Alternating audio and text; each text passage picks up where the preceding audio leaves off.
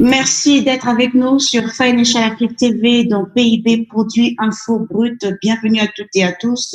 Nous parlons aujourd'hui du Covid-19, la menace sur le marché du diamant africain.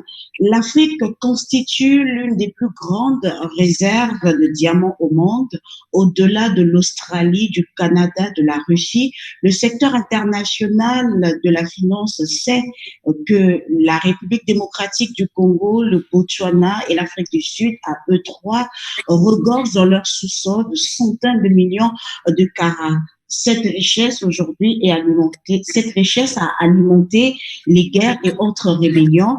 Le secteur du diamant se caractérise par des fuites importantes de sommes d'argent, des centaines de millions de dollars issus de la production de ce précieux minéraux sont détournés chaque année via des montages financiers. Alors, outre la criminalité autour du diamant, une autre menace contribue plus encore à l'effondrement de la valeur du diamant.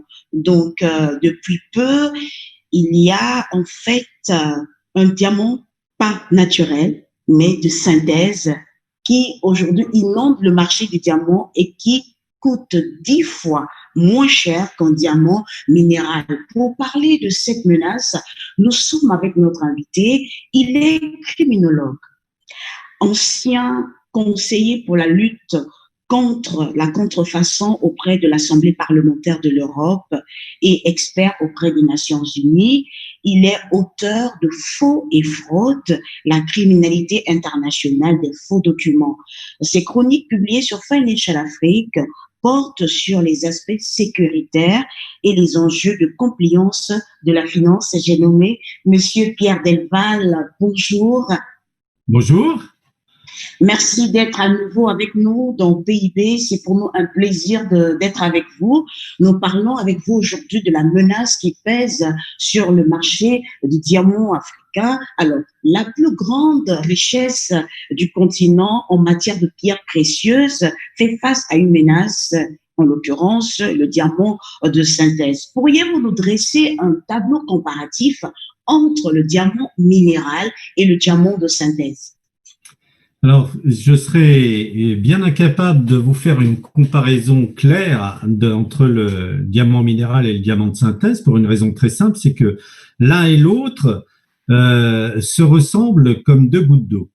Ils se ressemblent tellement que les experts aujourd'hui, les experts diamantaires, sont dans l'incapacité visuellement de pouvoir faire la distinction entre un diamant synthétique et un diamant minéral.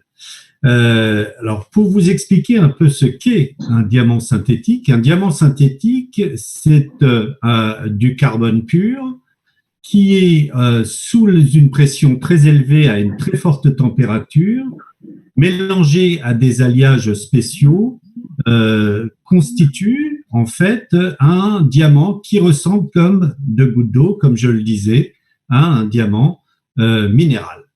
La seule manière de pouvoir faire la distinction entre le diamant minéral et le diamant synthétique, c'est de passer la pierre synthétique ou minérale sous un spectromètre dans un laboratoire pour distinguer, si je puis dire, le vrai du faux. Ce qui fait qu'aujourd'hui, la situation est extrêmement préoccupante. Je crois que pour bien comprendre le pourquoi du diamant synthétique aujourd'hui, il faut expliquer un petit peu le contexte et exposer un peu les raisons qui ont amené un certain nombre de producteurs à s'intéresser à ce diamant synthétique et à le développer de manière importante au niveau international. Donc, si vous me laissez 5 minutes sur le sujet, je crois que c'est important de bien comprendre le phénomène. Depuis 10 ans, le diamant minéral est sujet à un vrai problème qui est la surproduction. On a tendance à surproduire au sein des différentes mines, mais pas que en Afrique, aussi au Canada, en Russie et ailleurs. Et cette surproduction amène évidemment à des surstocks. De ce fait, il y a une grosse difficulté aujourd'hui à pouvoir, comment dirais-je, liquider, à pouvoir vendre ces diamants minéraux qui sont en trop grande quantité et qui amènent bien évidemment à une dépréciation du prix du diamant minéral. À partir de ce moment-là, pour les grands producteurs de diamants minéraux, il y a une nécessité de devoir se reconvertir ou tout du moins de devoir trouver des moyens qui permettraient d'équilibrer leur chiffre d'affaires compte tenu du fait que le diamant minéral se vend beaucoup moins bien. Et donc, à partir de ce moment-là, l'idée a été d'aller vers un développement, une recherche qui a été menée depuis de nombreuses années sur un diamant qui ressemble au diamant minéral, mais qui a deux avantages. Le premier, c'est d'être évidemment un produit qui se vend beaucoup moins cher que le diamant minéral et donc qui permet de pouvoir faire de la vente beaucoup plus massive au niveau international et d'autre part, de répondre à des exigences au niveau des institutions internationales, d'une part sur l'environnement, puisque on dit que le diamant minéral détruit ou dégrade notre terre, et d'autre part, le diamant synthétique évite aussi de pouvoir être utilisé de manière frauduleuse, puisqu'on est capable de pouvoir le tracer, de pouvoir le suivre et donc d'éviter ce que connaît trop souvent le diamant minéral, à savoir ce qu'on appelle le diamant de sang, qui est un diamant qui est malheureusement très souvent utilisé dans les trafics illicites.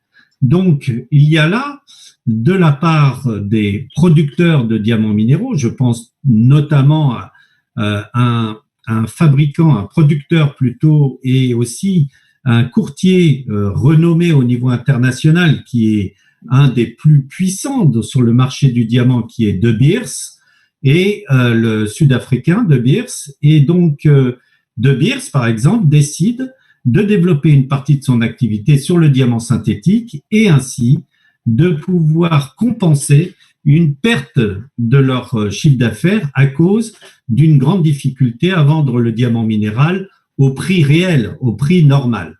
Donc, on est dans une situation aujourd'hui où le diamant synthétique, développé en très grande majorité par les Chinois, mais aussi par un certain nombre de producteurs, notamment De Beers,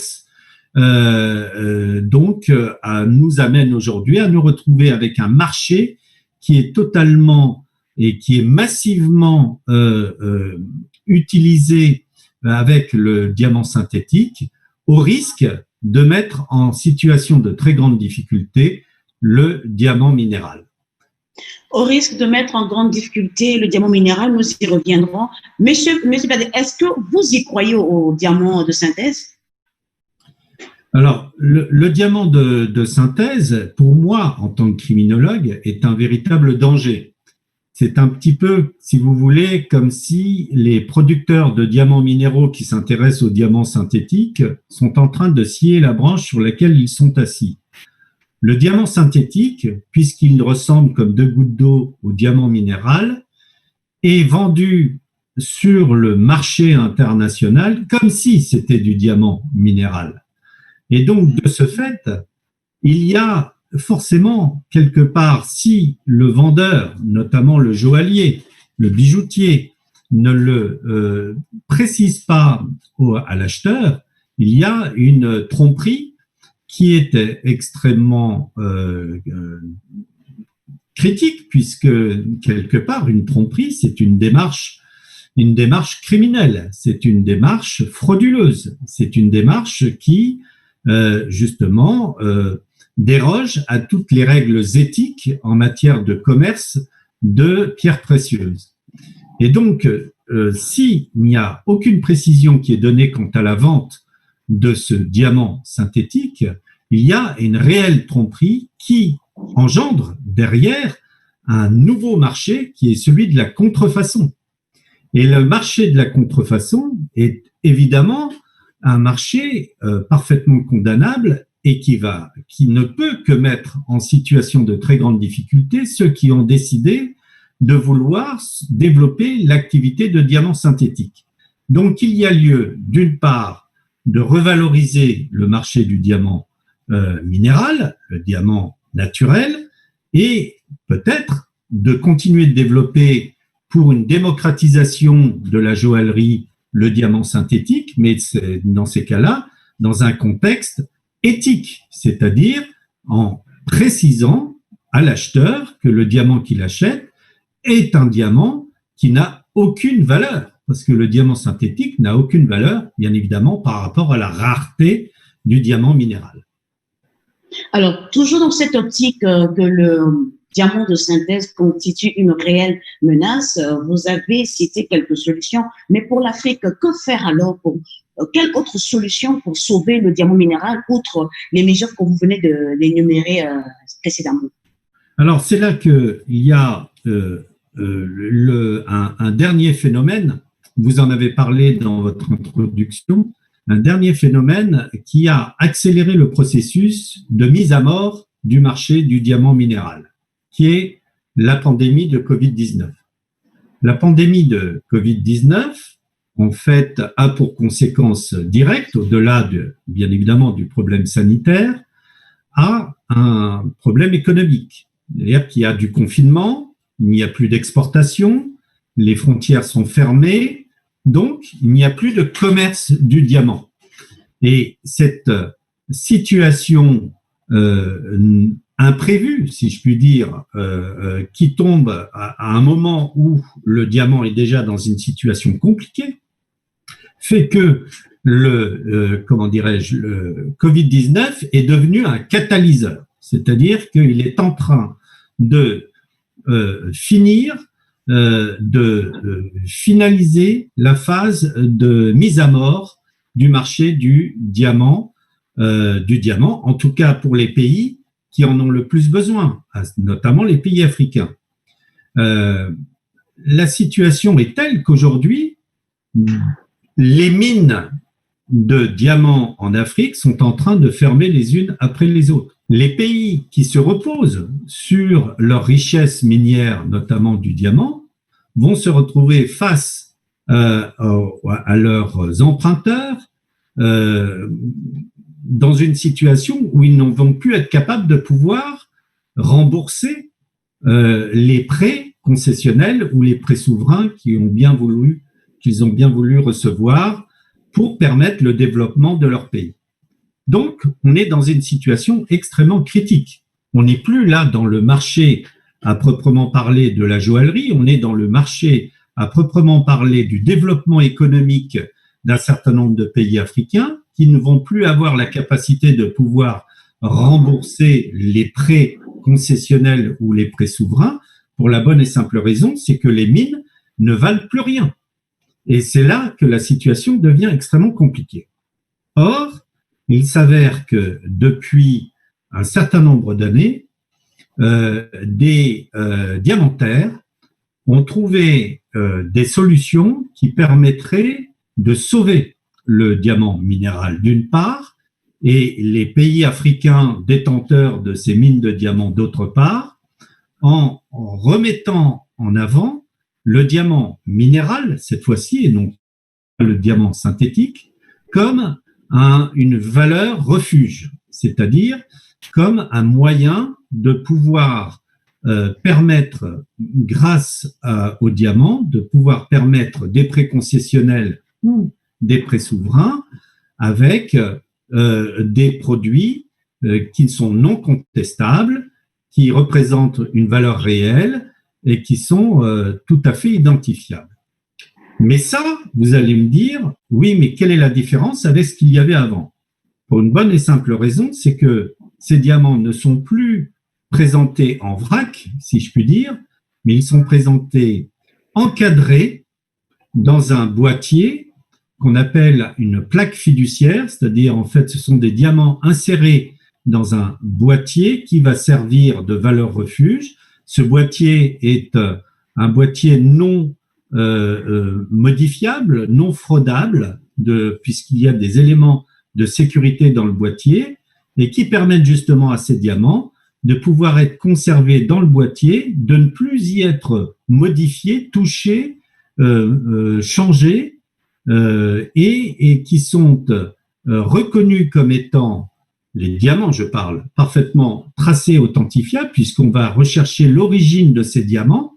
À partir de ce moment-là, on crée une carte d'identité du diamant dans ces boîtiers, et ces boîtiers sont utilisés comme une garantie d'un prêt concessionnel ou d'un prêt souverain. À partir du moment où ces plaques fiduciaires constituées de diamants, il y en a 10 au maximum, vont recevoir un marquage d'autorité, c'est-à-dire un marquage souverain de l'État dans lequel on a prélevé les diamants, et qui vont permettre de pouvoir justement garantir que ce produit répond bien à un certain nombre de critères de sécurité, d'authenticité et bien évidemment des critères monétaires. La plaque fiduciaire de diamant serait une garantie au même titre que l'or ou d'autres métaux précieux pour pouvoir justement effectuer tous ces prêts concessionnels et souverains. Et donc, ça, c'est la première solution qui est en train de se mettre en œuvre actuellement et pour lesquelles il y a un réel développement qui est en train de se faire pour justement, valoriser le diamant minéral et surtout garantir à ces diamants placés dans ces plaques fiduciaires, garantir l'authenticité, c'est-à-dire que l'on va pouvoir tracer tous ces diamants. Aucun diamant ne pourra être accepté dans ces plaques fiduciaires qui vont servir de garantie monétaire si ils n'ont pas été au préalable parfaitement tracés et authentifiés. Donc, on est donc dans une situation où là, le diamant va pouvoir déjà être revalorisé à des usages autres que la joaillerie, à des usages totalement monétaires. Mais il y a une deuxième solution qui risque aussi d'arriver très vite, c'est que ces plaques fiduciaires puissent être aussi une garantie de change en matière de crypto-monnaie. Vous savez qu'aujourd'hui, la crypto-monnaie est construite sur une valeur totalement virtuelle au niveau monétaire et que on s'aperçoit aujourd'hui que les fluctuations de ces monnaies virtuelles que sont les crypto-monnaies vont jouer énormément de tours dans les fluctuations financières. Donc, il est opportun maintenant de trouver des produits qui permettent de garantir la valeur minimum de la monnaie virtuelle, de la crypto-monnaie. Et c'est là, une fois de plus, que la plaque fiduciaire va devenir un élément référent qui va permettre de garantir l'usage de la crypto-monnaie et ainsi pouvoir se construire, se baser sur la valeur monétaire de la plaque fiduciaire. Donc, on voit là qu'il y a un certain nombre de solutions qui sont à la portée de main des États souverains qui sont détenteurs de mines de diamants pour permettre d'une part de sauver leurs mines et donc le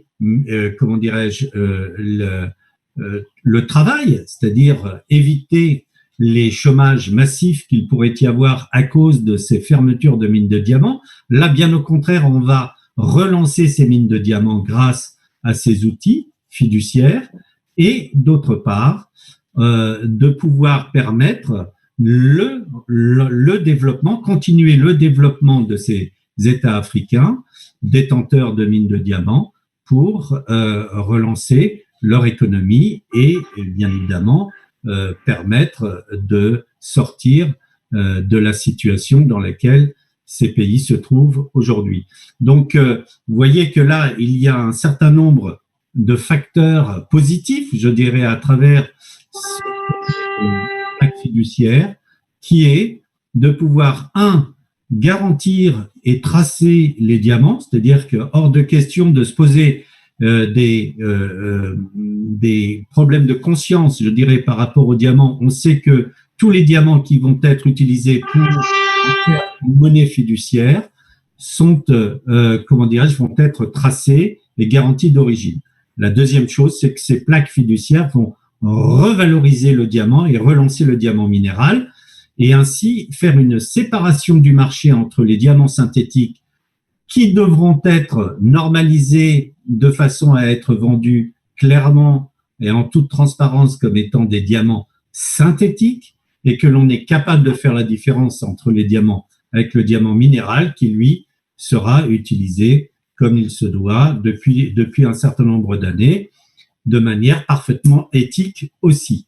Donc là, il y aura un assainissement du marché entre le diamant synthétique et le diamant minéral, et enfin, de créer cette nouvelle valeur refuge qui va permettre de libérer un petit peu l'or qui actuellement est en pleine spéculation à cause de la situation du Covid-19 dans laquelle, on le sait tous, l'économie est extrêmement difficile, compliquée.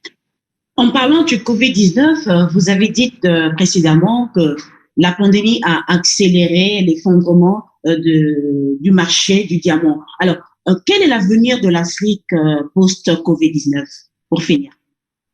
Alors, je serais là bien présomptueux de pouvoir vous prédire l'avenir, mais une chose est certaine, c'est que si les États africains détenteurs de mines de diamants mettent en œuvre, comme je le pense, puisqu'il y a des négociations en cours actuellement, comme je le pense, mettent en œuvre l'utilisation de plaques fiduciaires de diamants comme fonds de garantie, si je puis dire, à partir de ce moment-là, on voit d'un tout autre sens, avec un nouveau jour, la manière dont les États africains vont pouvoir garantir tous les prêts concessionnels et les prêts souverains et leur permettre un vrai développement économique et social de leur pays. Donc, il y a là, je dirais, au-delà de la crise du Covid-19, une réelle opportunité de pouvoir saisir cette chance qui leur est donnée de rendre au diamant sa vraie nature, sa vraie qualité, et de ramener en fait le diamant à son élément originel qui est une pièce unique, qui est une pièce d'exception et qui fait que ce produit est monnayable. À partir du moment où le produit redevient monnayable, tout est possible pour l'économie et pour la sauvegarde des États africains. Donc, il y a là, on voit bien, le Covid-19 a été certes un révélateur d'une situation catastrophique du marché du diamant qui est en phase de déliquescence depuis plusieurs années. Donc, c'est un catalyseur d'un côté, mais de l'autre côté, c'est une chance puisque le Covid-19 a permis de remettre à niveau cette solution de plaque fiduciaire de diamants qu'on appelle commercialement le Monex Diam. Donc, Monex comme monnaie et Diam comme les diamants, Monex Diam. Et donc, en fait, cette solution, Monex Diam, va être le moyen de relancer toute l'économie de ces pays. Donc, le Covid-19 a été à la fois une catastrophe parce qu'elle n'a fait que accélérer un processus déjà enclenché de crise du diamant naturel, minéral, mais de l'autre côté, a permis de prendre conscience qu'il y avait aujourd'hui des solutions palliatives, des solutions efficaces et performantes qui peuvent être une chance extraordinaire pour les États détenteurs des mines de diamants de pouvoir se relancer et de pouvoir se dépasser, se surpasser grâce à cette solution. Un véritable paradoxe, sacré Covid-19. C'est sur ces mots, M. Pierre Galval, que nous vous remercions d'avoir été de notre dans PIB et c'est toujours un plaisir de vous avoir. Merci beaucoup. À bientôt. Au revoir. À bientôt. Bonne fin de journée à vous. Merci. Au revoir. Au revoir. Merci également à vous, chers internautes, pour la confiance renouvelée à Financial Afrique dans PIB. Nous vous disons certainement à la semaine prochaine dans un nouveau numéro et surtout là, protégez-vous bien parce que la pandémie est encore au milieu de nous et tous ensemble, nous pourrons lutter tout simplement en nous préservant et en étant prudents les uns envers les autres.